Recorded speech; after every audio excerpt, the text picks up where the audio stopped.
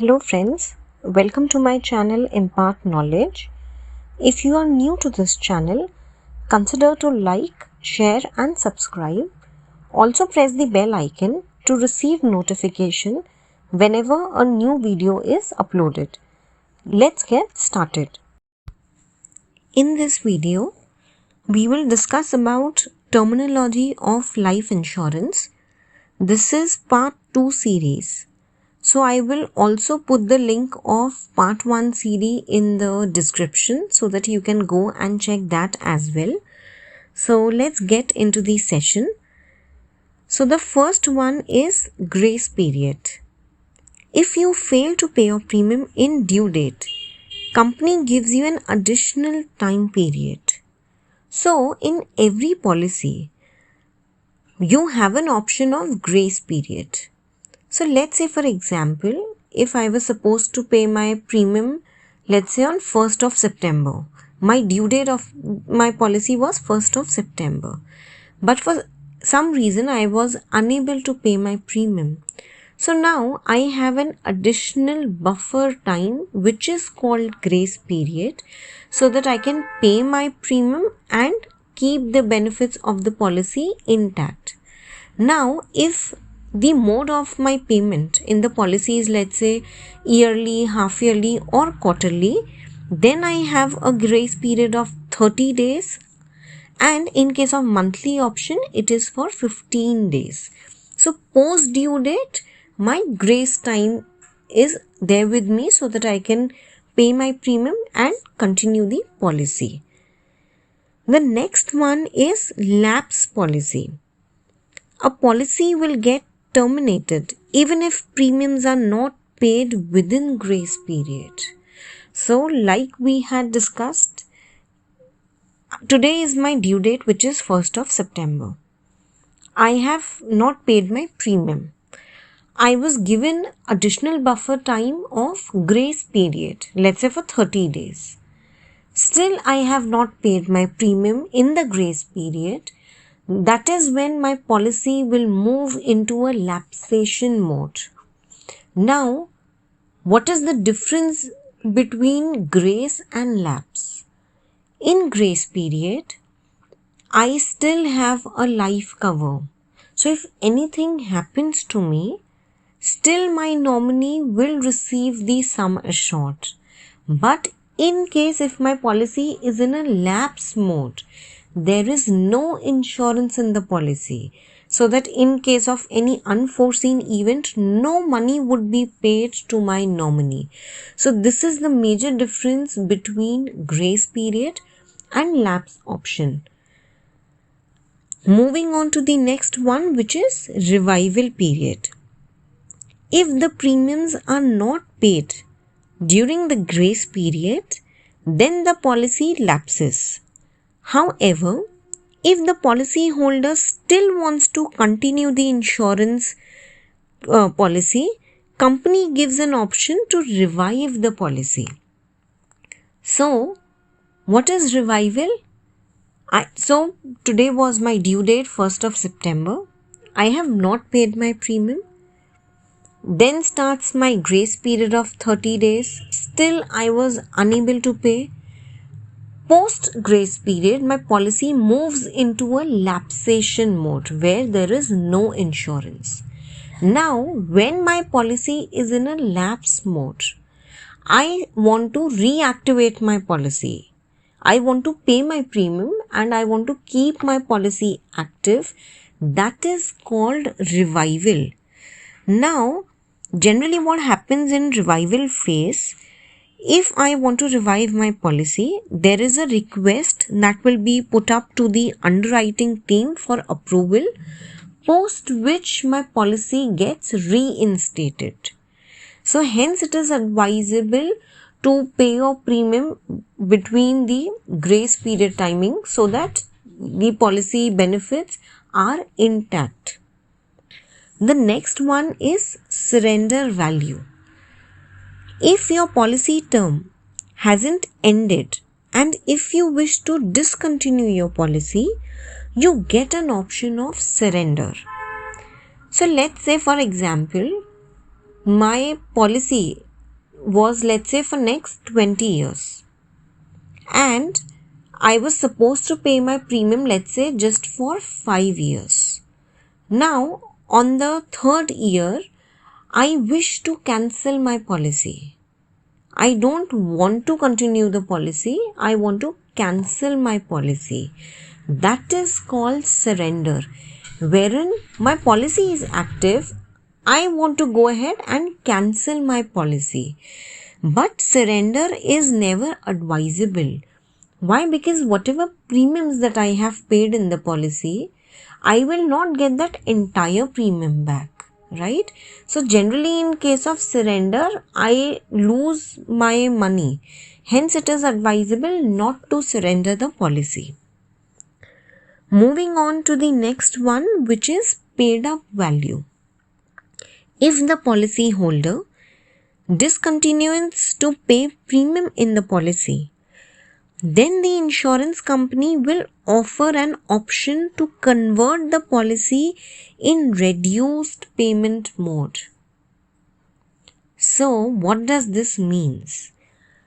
For example, I wish to discontinue my policy. So I'm referring to the same example, the previous one. My policy, let's say, is for 20 years. I was supposed to pay for 5 years. I have just paid for 3 years. So I thought that I want to go and, surrender my policy, which is not advisable. I will lose my money. Now, what is the alternative option to this?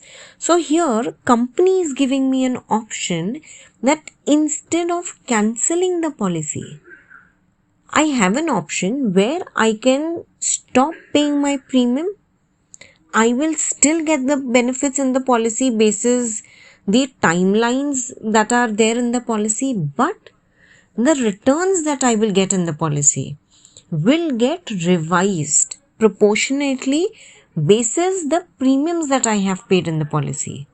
So whether that is my sum assured, my maturity benefit, the entire benefit will get proportionately revised basis the premium that I have paid in the policy.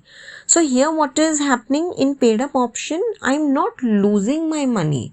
It's just I will get the benefit in the policy basis the premiums that I have paid, but I will not lose anything.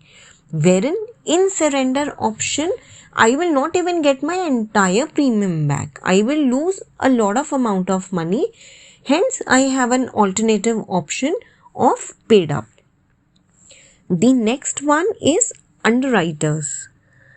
The one who evaluates the risk involved in insurance. Only with the approval of underwriter, the policy is issued. So, who is an underwriter? Let's say if today I want to apply for an insurance policy.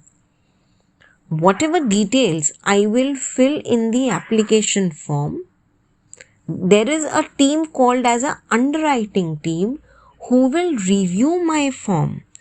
They will look at the entire information, whatever I have disclosed in the policy, basis which the policy would be issued to me. So, underwriter basically is a checker who will look at the entire information in the proposal form, evaluate my risk, basis which the decision would be made whether the policy is issued, or if the underwriter feels that they don't want to issue my policy basis the risk and the details that I have disclosed in the policy, my proposal form can also get rejected. The next benefit, just to correct, the next terminology is tax benefit. All the premiums. The next one is tax benefit. All the premiums paid towards the insurance policy is eligible for deduction under Section 80C of the Income Tax Act 1961.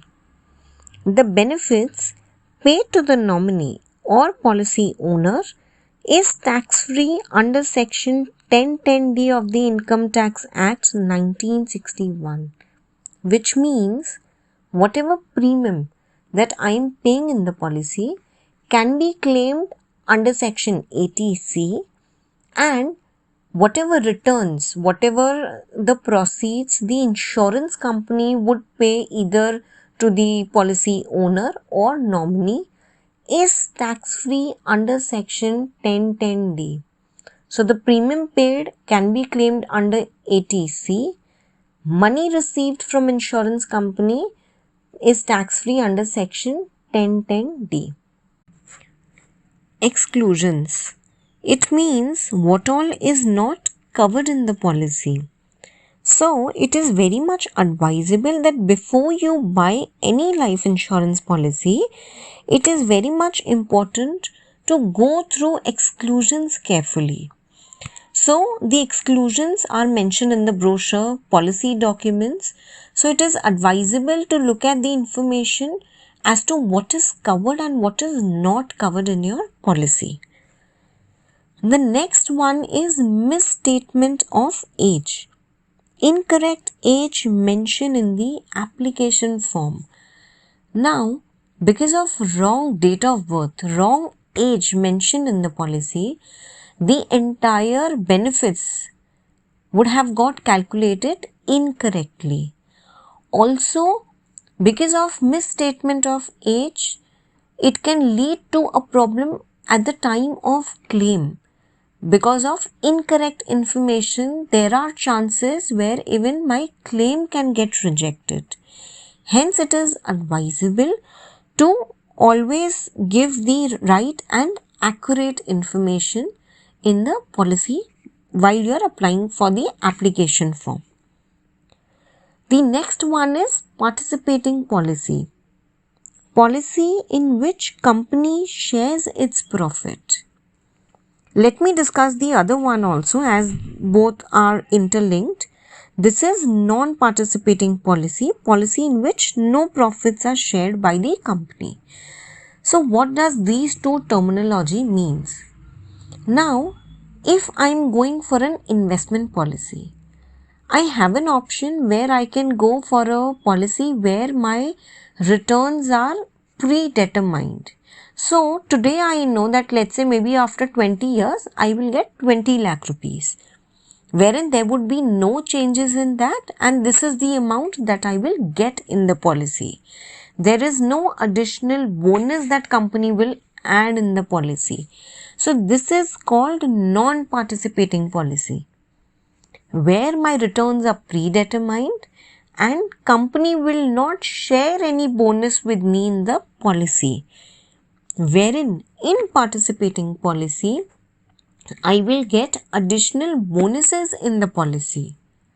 Why? Because company will share profit with me in the policy in form of bonuses.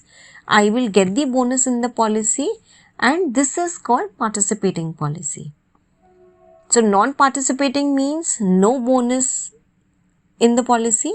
Participating means bonus in the policy, along with other benefits that would be there in the policy.